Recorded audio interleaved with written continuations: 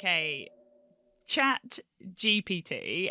Let's see how good you are. Right. Could you write an introduction to the Robot Podcast in the style of... Let's do it. In the style of me, Fran Scott.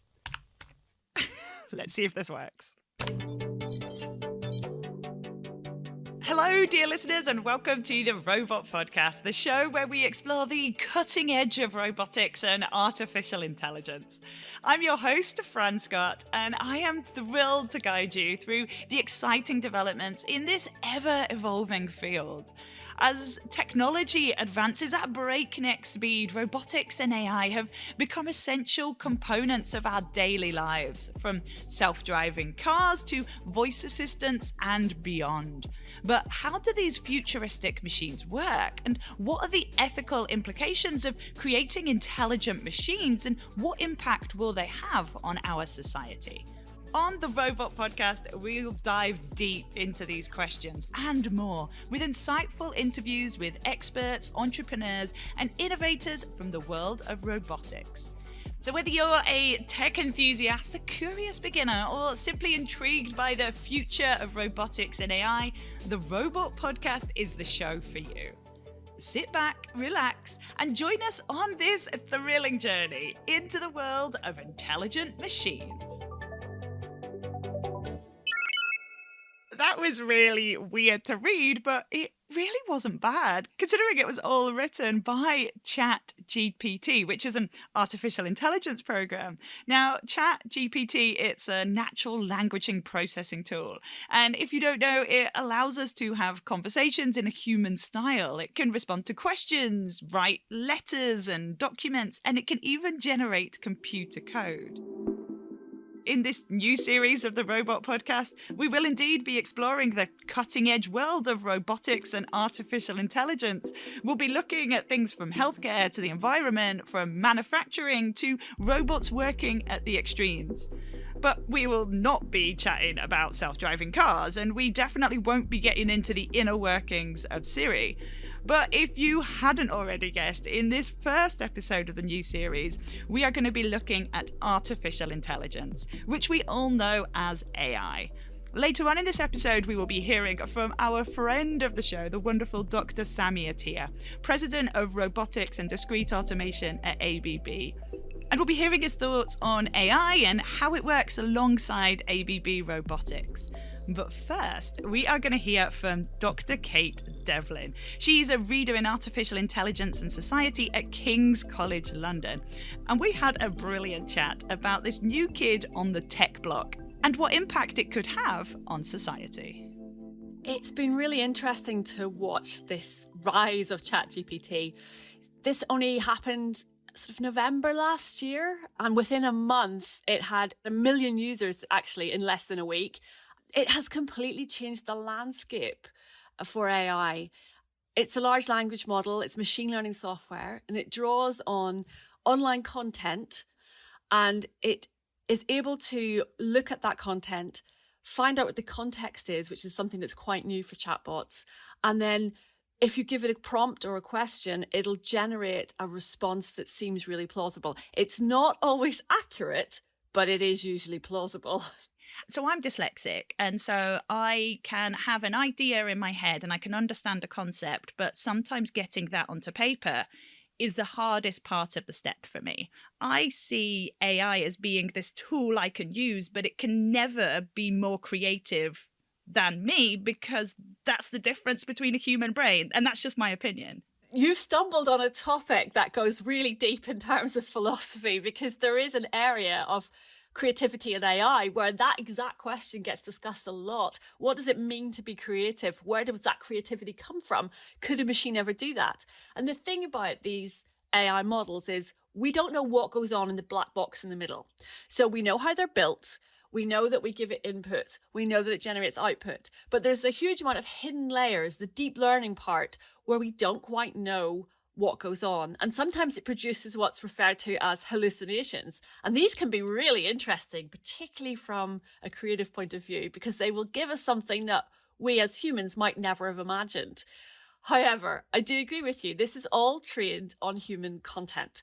So that content is taking things that are online, pictures, websites, Reddit discussions, up to a point in 2021.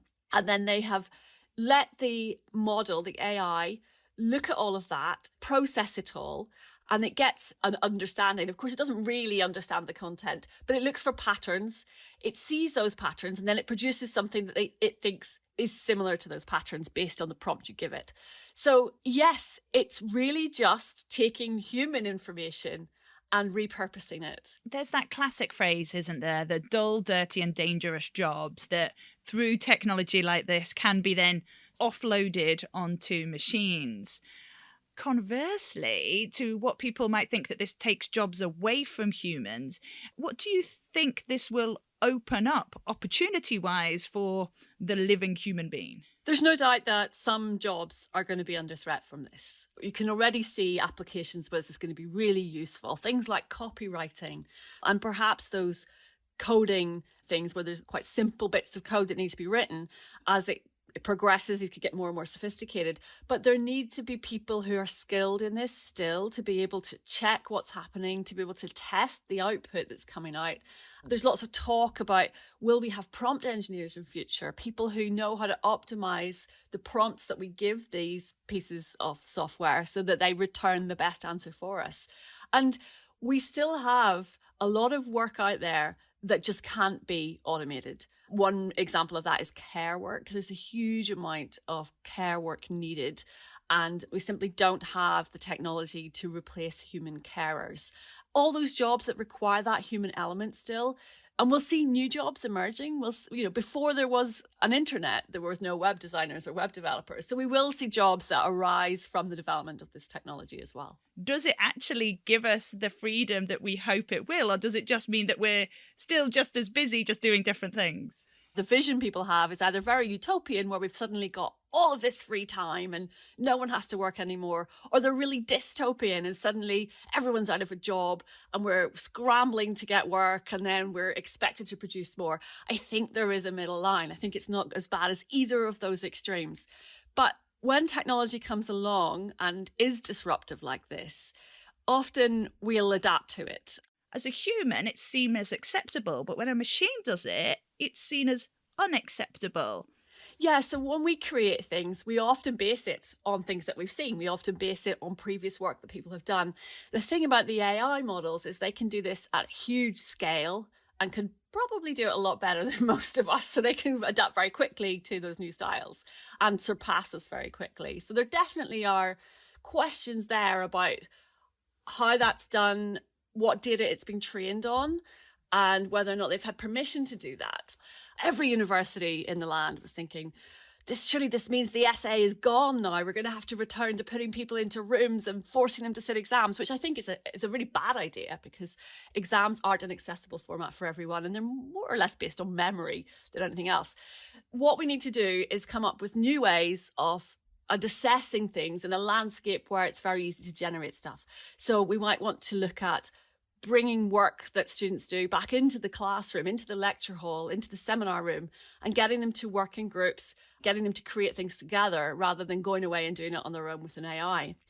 And over the next few years, I think we'll see more and more the ChatGPT and the large language model tools being built into existing software. So there's already talk about how can we integrate this into, say, word processors like Word, in the same way that tools like grammar or spell checkers are in there already. Linking on to robots being, in inverted commas, creative, what do you think about the ideas of robots making other robots? There is a chance that we could make AI that can create AI, and subsequently, if we embed that AI in robots, then robots that can build other robots. So yes, that is a possibility. And there's a big crossover between AI, which is the software side of this. Mostly these days we mean machine learning, and robotics, where they will have, as it were, the brain that is AI. So they will be controlled by AI and they will use that to pick up cues from the environment, to process information and to respond. And there are these wonderful examples where we can clearly see they're making a marked improvement in people's lives. And yet at the same time, there are threats. So what do we do? That's a big philosophical question, I think, that needs to be considered, because is there a trade-off here? Are there certain areas that we shouldn't be using it in? And then it all boils down to, well, how do we regulate? And we are really on the back foot with that. There are no worldwide regulations on AI. The EU is bringing out the AI Act. It's currently at its sort of white paper stage, and the idea at the moment is that it'll do so by saying, here's the technologies that you must never use. Things like AI that would be used to make kill decisions on a battlefield. So it's saying we don't want autonomous weapons. And then it's got technology that could be useful, but we have to be careful with it. Things like facial recognition, which could be put to good use if you have a missing person, for example, or if you want to try and analyze certain images, or we know it also has negative effects. Maybe we shouldn't be doing predictive policing. There has been this undercurrent of the introduction of AI going on for these past years, and we're going, oh, hang on, I didn't quite know this was happening. Is this right? Public can sway innovation one way or another, with the steam age and the introduction of the steam factories. And so I suppose getting everyone to truly understand what's happening, what the benefits are, and what we need to look at in terms of going to the future. I'm involved in a really cool project called Cat Royale, and it's all about, would you let a robot and an AI system care for your pet? A cat utopia where they have a robot arm and an AI camera system to create an environment where cats can be pandered to, have their every need met, whether it's feeding them or playing with them, examining sort of what are the trade-offs there, how much do the cats like this, can we measure happiness? What interested me is that if you say to someone, hey, we could use robots to look after old people because we have a lack of carers, and people say, yeah, that sounds like a really good idea. And then you say to them, maybe a robot could look after your cat, and they say, oh, I don't know if I'll allow that. And it's this wonderfully British thing of our cats and our pets are so precious. Would you let a robot look after your granny? Would you let a robot look after your child? Would you let a robot look after your cat? I'm fascinated to find out the answers to that. So we're going to be doing a video of that in the Science Gallery in London, where I'm going to be looking for people's opinions on whether or not they think a robot should look after their cat. The brilliant Kate Devlin there, reader in Artificial Intelligence and Society at King's College London. Now, if I had a cat, would I let it be looked after by AI and robotics? I actually think I would. I do trust robotics to do what you program them to do. So yeah, I'm on board with that. Now, according to analysis by Swiss bank UBS, ChatGPT is the fastest growing app of all time. And what's more, the online data company Demand Sage reports that it's expected to generate an impressive revenue of $1 billion by the end of 2024, with almost 12% of current users being based in the United States and 6% in India. But developing artificial intelligence has been going on for decades. And Dr. Sami Attia, president of robotics and discrete automation at ABB, actually did his PhD on AI more than 3 decades ago. So while AI is certainly a popular topic, it's definitely not a new one. AI actually was always a hot topic with many ups and downs over the decades. But certainly AI has its roots back to the Second World War, when machines were used for code breaking from Alan Turing. Since then, a lot had happened. One of the big events was when Deep Blue, which is an IBM computer, actually beat Kasparov in chess. That happened in 1997. And then afterwards, DeepMind from Google beat AlphaGo, which was much more complex. But it used neural networks. And neural networks are really the key now for the development. I mean, in essence, they are how our brain works, if you may. So you've mentioned neural networks and that being similar to how the human brain works. Could you expand a little bit on what neural networks actually are? Neural networks is a system that imitates what we have in our brains. It really acts like a biological system, but it's in the computer. But these systems actually learn from data without explicitly being programmed. And there are three ways that these systems learn. One is what we call supervised learning. That's how we humans learn. You tell the system, a picture, but then you tell the system that's the right picture or wrong picture. Then there's unsupervised. The system learns from itself by feed its data, and then it tries to figure out things. And the latest one is reinforcement learning, where basically you reward the system if it does something good. You punish the system if it does something bad. So think of it, it's quite close to how we humans really learn. And this has really evolved now with all the computing power, that these systems come much closer to how we humans think. Absolutely, absolutely. So has AI become the thing that you expected it to be, or has it morphed, has it changed over the years? AI has always developed in phases. It started off by using algorithms, using probabilistic methods and neural networks. But in over the last couple of decades, neural networks was really the one that prevailed. And the reason for that is that, computing power really grew tremendously. And then also not using only one layer of neural networks, but what we call deep neural networks. And the last is also the availability of massive data in the internet. So you bring this all together, that really created a huge momentum in AI. But it started off by using AI for more analytical type of work, but it evolved over time to more predictive. And now the very new AI technology is obviously what we see in ChatGPT, which is what we call the generative AI, which is a more creative type of AI. Definitely, definitely. And loads of people have been talking about Chat GPT. What are your immediate thoughts? Like, have you actually tried it?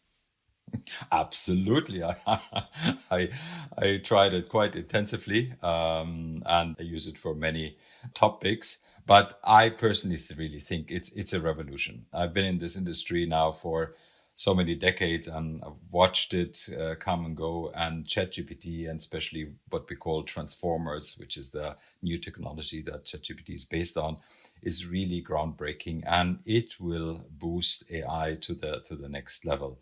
I mean, OpenAI's ChatGPT and Google brand are probably the most prominent examples.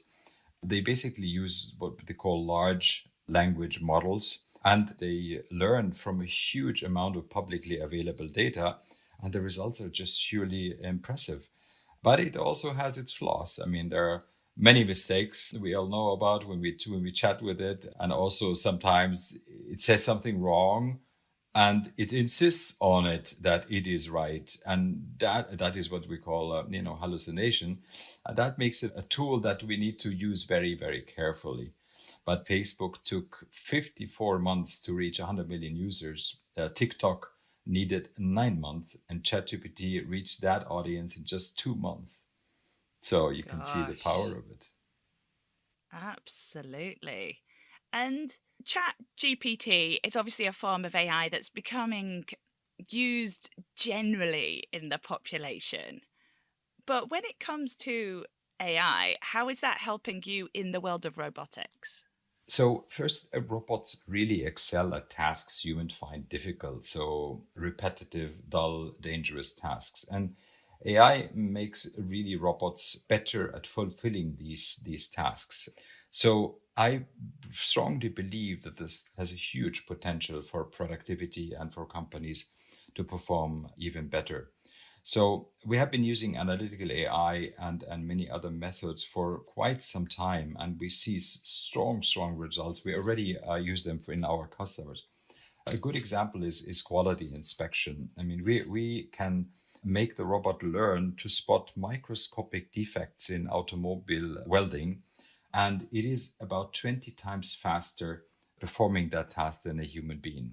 We use AI also for object recognition, for example, in warehouses and fulfillment centers, where the robot with vision systems sees an object and recognize how to grab it without having seen it ever before, which is really important when you want to have robots become more autonomous and do things that they have not, learned.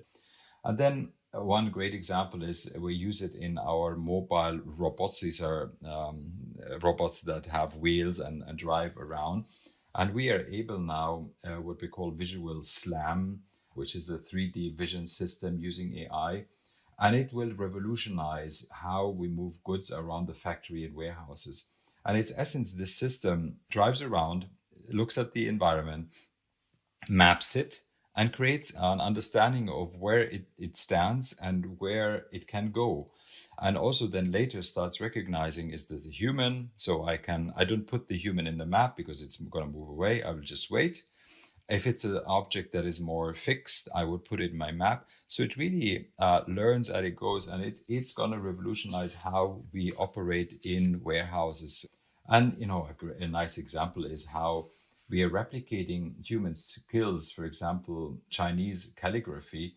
Our Yumi basically learns from watching how a human is writing Chinese calligraphy. And then after watching it, it imitates exactly how the human is doing it without programming. So think of the applications for that. So, for example, you can start having an experienced welder do a welding of a car or a device or a metal, and then the robot just watches it and does exactly that. And if you think we have 400,000 open welding positions in the US, what that really means in terms of productivity. You teach the robot learns, and then he just replicates what it really learns. So huge applications that we see already today, and expect much more to come. So what comes next? Could you see a use for generative AI in other applications? Absolutely. Generative AI is the next step in the evolution of neural networks, and it has the capability to predict and to generate basically text, but also can generate voice or pictures. Today, ChatGPT can also do code generation, and it's actually quite good. So think of the productivity you have if you can just tell the system, I need specific functions, and the system basically generates the code, the programming code immediately. And also, telling the robot what it needs to do is the next step. You have a voice recognition system, and then you can describe the task as opposed to program the task. So stand in front of the robots and say, grab that cup of tea, move it to the other glass, and please don't destroy anything, which is a natural. And please don't destroy is a good addition, yes, as well. Yeah, because you have to tell the robot what it needs to do, but think of these applications. So, and they will evolve over time. Ultimately, ChatGPT is good in text, in code, in image, in video.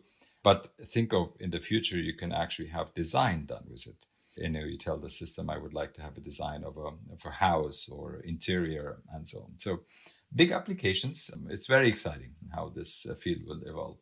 I completely agree, by the way, but there is this public perception which can be quite fearful when it comes to AI. So are you concerned about the potential misuse of AI, and what actually are the risks? There are rightful concerns about fake news, photos, videos, and also data storage, and also the source of the data. For example, the internet is full of biases and misleading data. So there is also a tendency, and there's a lot of literature on it, how the system will discriminate already marginalized group of people. And that is something that needs to be watched, that we need to have humans interact into these systems, security, privacy, also, this lack of transparency and accountability, because you don't know where the source of that data is coming from. That's why I believe that if you want to use the systems for professional use, you will see more encapsulated data than you can draw on it, because then you can know where it really is coming from. So it's like in history always, new technologies have huge advantages, but we need to make sure that we understand the risks and also know how to use them as a tool and avoid tapping into the problem areas. Absolutely, and that is such an important point. Thank you. Now let's return to where we started. And you studied AI for your PhD 30 years ago, but what do you see happening for the next 30 years? So people like you that are studying their PhD in AI right now, what do you think will happen 30 years from after they get their doctorate? Well, Fran, that's a very good question. But who would have predicted ChatGPT just 5 years ago? I think predicting beyond 5 years is going to be difficult.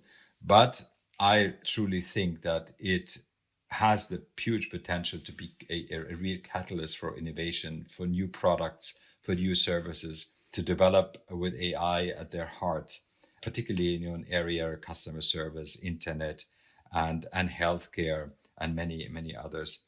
I think AI will accelerate the transformation of manufacturing and operations, and also accelerate more sustainable, environmentally friendly processes. For example, in automating the construction sector, increasing efficiencies and delivering higher qualities. And AI has also the potential to rapidly lower the barriers to enter for the automation of thousands of small and medium-sized enterprises, because they don't have real PhDs sitting there and trying to program. If you provide them simple systems that you can talk to even, think of how these smaller companies will become much more productive. And I think that AI will assist professionals like doctors, lawyers, engineers with advice, design, treatment plans. So fascinating how this will evolve, and we need to keep an eye on the applications, the risks. But I'm absolutely sure that, as always in humanity, time and time and again, we have seen that we can deal with these tools, and we will grow and become more productive and better society. Dr. Sami Atiya, President of Robotics and Discrete Automation at ABB. And what an insight he gives us into this world, not only working in it now, but it's what he studied 30 years ago. And we could have chatted for hours because we know the importance of AI, not only in robotics, but in society as a whole. But that is it for this week. And of course, a massive thank you to our guests, Dr. Kate Devlin and Dr. Sami Atiya. Next week, it's all about the factories of the future and how robotics is influencing the way that industry is changing. I'm Fran Scott. The Robot Podcast is a Fresh Air production for ABB. The producers are Graham Seaman and Izzy Clark. And don't forget, follow now for free wherever you get your podcasts so you never miss an episode. Part of the ABB Decoded series.